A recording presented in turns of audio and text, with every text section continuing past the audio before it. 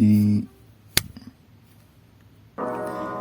empezamos en 3, 2, 1.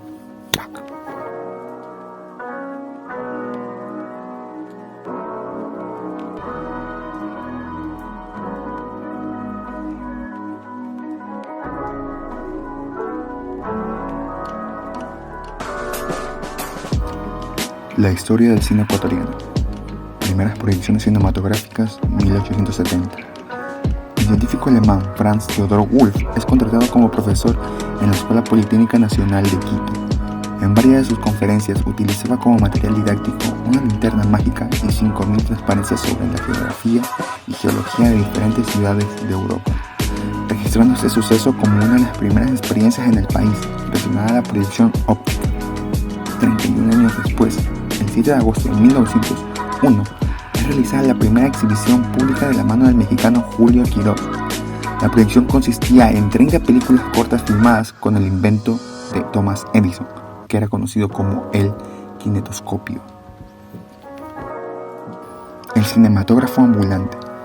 Los primeros registros de películas nacionales se remontan alrededor de los años 1905 a 1906, gracias a la intervención del italiano Carlo Valenti, quien exhibió en el puerto principal 3 metrajes grabados en Ecuador.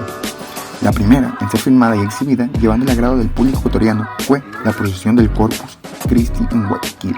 Lo que dijo el telégrafo el 14 de junio de 1906 fue: agradó muchísimo la procesión del Corpus, pues el movimiento exacto y el parecido igual de las personas allí retratadas causó una agradable impresión al auditorio, que, con continuados aplausos, pidió repetición de tan curiosa cinta, siguiendo con amago de un incendio y terminando con la presentación de ejercicios del cuerpo de bomberos, esta última exhibiéndola como muestra de gratitud al cuerpo de bomberos del puerto principal, quienes arriesgaban su vida ante la serie de incendios que azotaba con frecuencia en la época. Viendo el gran éxito obtenido y la serie de halagos recibidos por parte de la prensa ecuatoriana, impulsaría a Valenti a repetir esta hazaña meses después en Quito.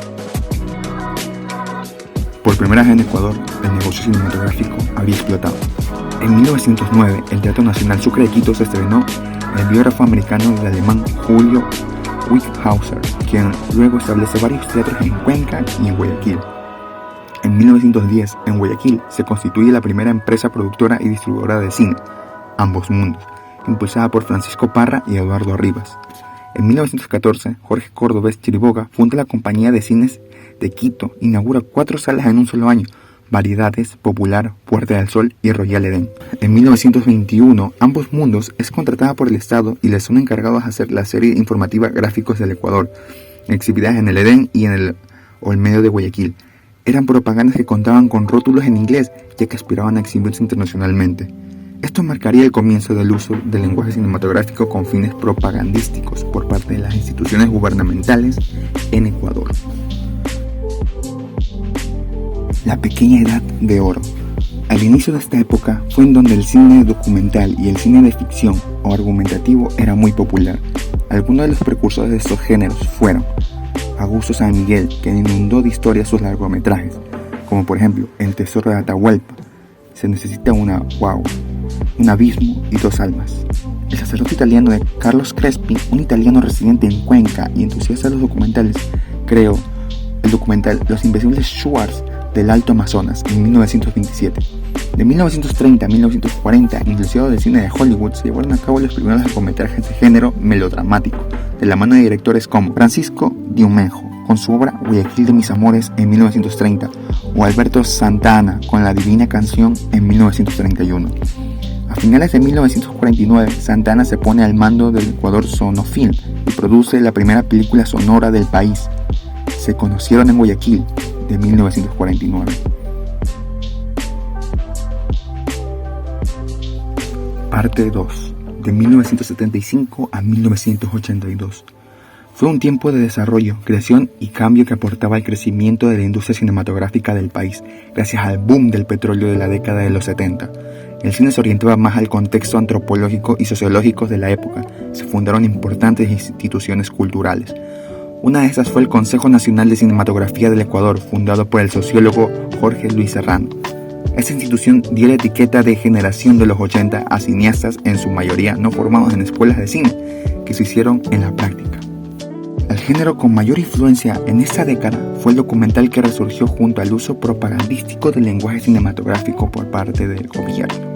Pero a medida que iba pasando los años, se fue distanciando dando origen al boom del cine documental indigenista del país, donde los realizadores denunciaban el abandono y las deplorables condiciones en las que vivían muchas comunidades indígenas. Una de esas películas es La Minga, de Ramiro Bustamante, de 1975, Entre el Sol y la Serpiente, de José Corral Tagle, en 1977. Fueron los primeros documentales que expusieron la dura realidad del país. En 1982, con el objetivo de preservar y difundir el patrimonio cinematográfico ecuatoriano, es creada la Cinemática Nacional. El cine como reflejo de la sociedad, en 1990 a 2021. La nueva década llegó y el cambio como sociedad se hizo notar. Las nuevas generaciones de cineastas se alejaban de los ideales nacionalistas, y gracias a que muchos de ellos contaban con formación académica previa, el lenguaje audiovisual utilizado era mucho más detallado y estilizado. Esta nueva ola se enfocaba en las problemáticas sociales y dilemas morales, haciendo que los personajes desarrollados sean representantes arquetípicos de algún círculo social o estrato económico. Esto permitía que el espectador ecuatoriano se sienta identificado, representado y conectado con la obra. Una de estas películas es Ratas, Ratones y Rateros, de 1999, de Sebastián Cordero. Fue la cinta que marcó un punto de quiebre debido al éxito obtenido.